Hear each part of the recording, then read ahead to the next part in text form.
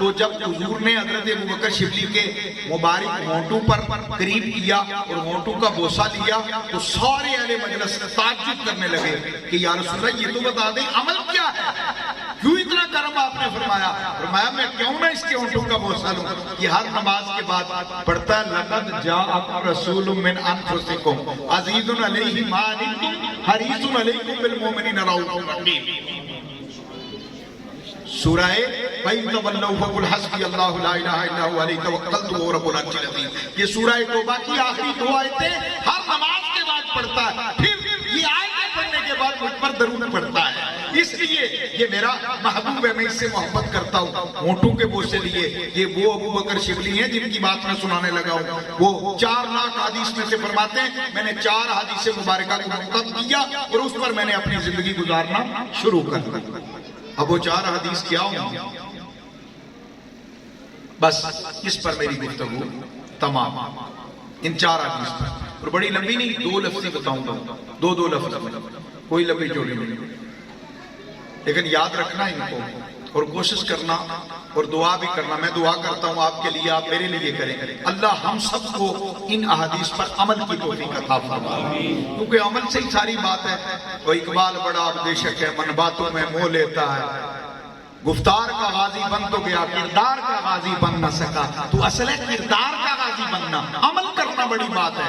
اب ہم جا رہے ہیں، رات آئے محفل میں، ہم بیٹھے رہے ہیں، ہم نے کتنی باتیں لی ہیں اور کتنی باتوں پر عمل کیا ہے کہ ان پر ہم عمل کرنے کا ارادہ کتنا کیا ہے۔ تو جب بھی ان مجالس میں جاؤ تو یہ نیت لے کر جایا کرو کہ ہم وہاں سے علم حاصل کریں گے اور وہاں سے علم حاصل کریں گے اور اس پر عمل کریں گے، اس پر عمل۔ اچھا میں گھر سے آیا ہوں تو میری نیت یہ ہوگی کہ میں خطاب کروں گا، واز کروں گا، تو مجھے وہ علم کا ثواب تو نہیں ملے گا۔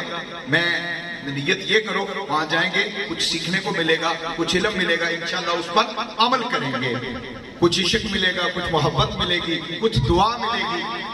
تو نیتیں پاکیزہ اور خالص رکھا کرو، عمل کی نیتیں رکھا کرو۔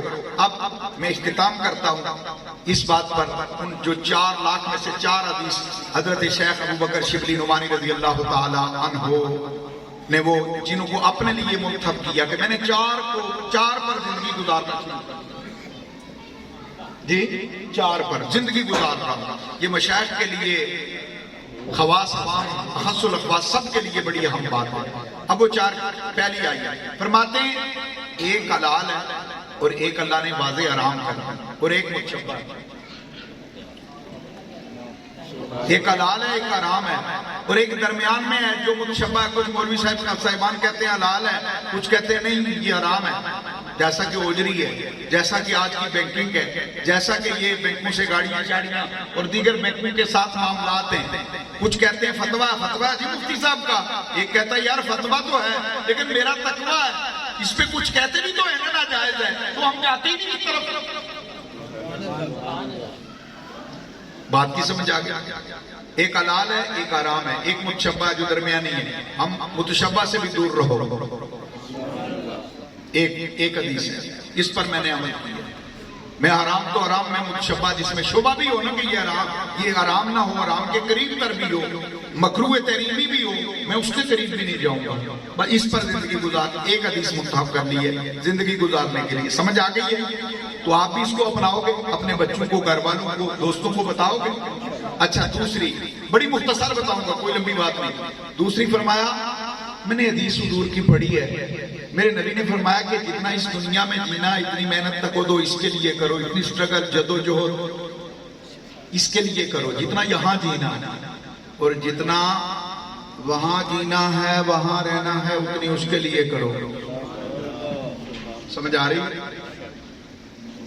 کتنا جینا ہے یہاں پتہ ہی نہیں، چند روز کی کوئی گارنٹی نہیں کہ 4 دن ہے بھی ہیں کہ نہیں، پتہ ہی نہیں، ابھی چلے جائیں، سانس باہر آئی اندر جائے نہ جائے۔ ہاں جی فرمایا جتنا یہاں جینا اتنا اس کے لیے کرو، اور جتنا وہاں جینا اتنا اس کے لیے کرو۔ اب سوچ لیں ذرا یہاں کتنا جینا ہے۔ اس کے لیے صبح نکلتے ہیں، بیل کی طرح جوتے ہیں کام پہ، دکانیں کھولتے ہیں، ڈیوٹی پہ جاتے ہیں، 10-10 12-12 گھنٹے ڈیوٹی کرتے ہیں یہاں جینے کے لیے، اور آخرت کے لیے کتنے گھنٹے کی ڈیوٹی ہے ہماری آخرت کمانے کے لیے؟ یہ ذرا سوچیں، ذرا سوچیں، میں دعوت فکر دے رہا ہوں، سوچئے ذرا۔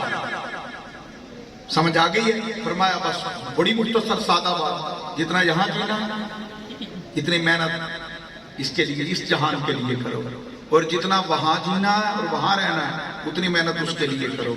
बस ये 2 हदीस हो गई। अब तीसरी पे आई। फरमाया जो अपने लिए पसंद करते हो वही दूसरों के लिए करो। ये वो किसी साहब ने दी ना गाली किसी को, किसी की माँ को गाली दे दी, तो उन्होंने बड़ा खूबसूरत जवाब दिया। उसने कहा साहब मुझे तो इस तरह गाली दे रहे हो, माँ मेरी माँ को तो इस तरह गाली दे रहे हो जैसे आपको बाप नहीं जाना है, आपकी माँ ही नहीं है। बात की समझ आ गई है? तो बात सुने, अगर आपकी माँ है तो दूसरे की माँ को गाली दोगे? समझ आ रही है? हुजूर ने फरमाया सबसे बदतरीन आदमी वो है, सबसे बदतरीन आदमी वो है जो अपने माँ बाप को गाली दे। साहबा ने कहा यार सुनो, अपने माँ बाप को कौन गाली देता है? अपने माँ बाप को तो कोई भी नहीं देता। फरमाया जो दूसरों को देता है या तंग करता है या अजियत देता है, कोई तो वो उसके माँ बाप को गाली देते हैं, तो वो सबब तो खुद बनाना। नहीं समझ आई बात? आ गई? समझ आ गई है? तो दूसरे को कुछ कहोगे, कुछ करोगे तो फिर क्या होगा? अपने माँ बाप को गाली। अब ये बात भी आपने समझ ली है, समझ ली? अब आगे आइए, अगली बात पर आइए। हाँ, जो अपने लिए पसंद करो। अच्छा हमारे पैसे कोई मार के बैठ जाए, हमें पसंद होगा? हम कहेंगे फलां फलां फलां। अच्छा हम कितनों के मार लेते हैं? अच्छा हम लोगों की पीठ पीछे हमारे पता चले फलां तेरे खिलाफ गल्ला कर दे, सब कितनी तकलीफ होगी, तो हम बैठकर करते नहीं रहते? बस इतनी मुख्तसर करता हूं, तशरीह आप सबको आती है, सारे ही सियाने। जो अपनी जात के लिए पसंद करते हो दूसरे के लिए भी वही करो, दूसरे के लिए वही करो जो अपने लिए पसंद करते हो। बस ये तीसरी हदीस पाक है। अब समय ने मोहतरम तवज्जो पूरी चाहूंगा। अब अंदाजा कीजिए कि वैसे 3 तक अगर अमल हो जाए तो कमाल है। अगर एक बार ही अमल कर रहे हैं तो हमारा बेड़ा का पार है, लेकिन अब डिमांड हो गई है चौथी की। मैं बता, मैं भी चला नहीं, मैं भी लिख के कोर रखी याने। अच्छा आप अंदाजा कीजिए कि चौथी हदीस पाक जो है ना वो समाप्त कीजिए, लेकिन खुदा की कसम चौथी हदीस पाक जो है ना आखिरी चौथी, ये लाख में से एक चुनी गई है। पहले लाख पढ़ी है और एक इमाम से एक लाख, दूसरे से दूसरा लाख, तीसरे। ये पता ये हजरत इमाम साहब खतीब साहब जो हदीसें पढ़ते हैं इनको होता है कि हदीस एक पढ़ना कैसा मुश्किल है और कितना है। अब जरा अब आखिरी हदीस है और ये फैसला कौन है, मारकारा फैसला कौन है। फरमाया मोमिन के हक में, मैंने रसूलुल्लाह की ये हदीस पढ़ी है, इस पर बस जिंदगी गुजारूंगा। मोमिन के लिए हुजूर ने फरमाया मोमिन के हक में 3 चीजें बेहतर हैं और वो उन तीनों से घबराता है, दूर होता है, पनाह मांगता है, भागता है, नापसंद करता है। मोमिन के हक में 3 चीजें जो उसके हक में तीनों बेहतर हैं, वो तीनों को नापसंद करता है, तीनों से भागता है, और वो तीनों उसके लिए सबसे बेहतर है, और वो उन तीनों को नापसंद करता है। सहाबा ने कहा या रसूलल्लाह कमाल है, उसके हक में सबसे ज्यादा बेहतर और वो सबसे ज्यादा नापसंद करता है। अजीब बात है ये। हुजूर ने फरमाया गुरबत कोई पसंद करता है? आज तक मौलवी साहब को कोई बंदा आया हो आगे क्या हजरत दुआ मांगो या किसी पीरा को पीर साहब को कि पीरो दुआ करो अल्लाह मैनू जरा अपनी औकात ही रखे, क्योंकि हिसाब किताब बड़ा औखा है ते दौलत थोड़ी होवे ज्यादा ना होवे। कोई आया पीर साहब को आया हर एक रिज़्क़ का वजीफा, ये वजीफा देते। अच्छा कुरान भी रिज़्क़ के लिए ही पढ़ते हैं, वजीफे के लिए, जबकि जानवर कहाँ दुआ और वजीफे करते हैं, उनको भी तो अल्लाह रोजी देता है, रोजी तो देनी है। अब अंदाजा कीजिए जरा, हुजूर ने फरमाया 3 चीजें बंदा मोमिन के हक में बेहतर है और वो तीनों से भाग रहा है, तीनों से भाग रहा है। पहली अल्लाह जी ने गुर्बत दी है, और आपको पता है क़यामत वाले दिन हुजूर के साथ जन्नत में सबसे पहले कौन से लोग जाएंगे? गरीब। कोई पसंद करता है गुर्बत? हुजूर ना तो जान दी सारे दी ख्वाहिश है, लेकिन गुर्बत भी नहीं। फरमाया सबसे पहली गुर्बत, इसके बाद तकलीफ, मसाइब और आलाम, दुख, दर्द और कर्ब। हज़रत आयशा फरमाती है बीमारी से जितने अल्लाह दर्जे बुलंद करता है, किसी रियाज़त इबादत से अल्लाह इतने दर्जे नहीं बुलंद करता। بیماری، تکلیف، مصیبتیں، اذیتیں، ذلتیں جو دنیا میں آتی ہیں، اگر دنیاوی تاج، راج، تخت، دولت کا نام ہوتا تو یہ فرعون، قارون، شداد، حمان اور تخت یزید کے پاس نہ ہوتا۔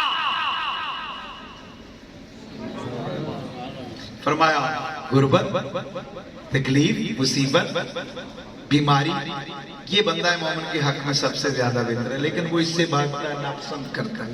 تیسری آخری چیز ہے، بڑی مختصر بتا رہا ہوں، تیسری آخری چیز ہے موت۔ یہ بندہ حق میں، بندہ مومن کے حق میں سب سے زیادہ بہتر ہے، لیکن وہ اس سے سب سے زیادہ دور۔ یا اللہ بچائے۔ ہے جی، کسی نے کبھی تمنا کی ویسے کرنے بھی نہیں چاہیے، لیکن نفرت نہیں کرنی چاہیے، محبت کرنی چاہیے کہ موت آئے گی تو قبر میں رسول اللہ کا دیدار ہوگا، موت آئے گی تو اللہ اپنا دیدار کرائے گا، جنت کی دعائیں مانگتے ہیں تو موت آئے گی تو جنت ملے گی نا۔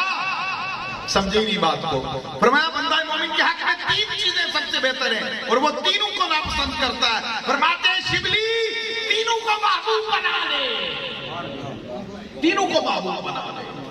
بس میں نے تینوں کو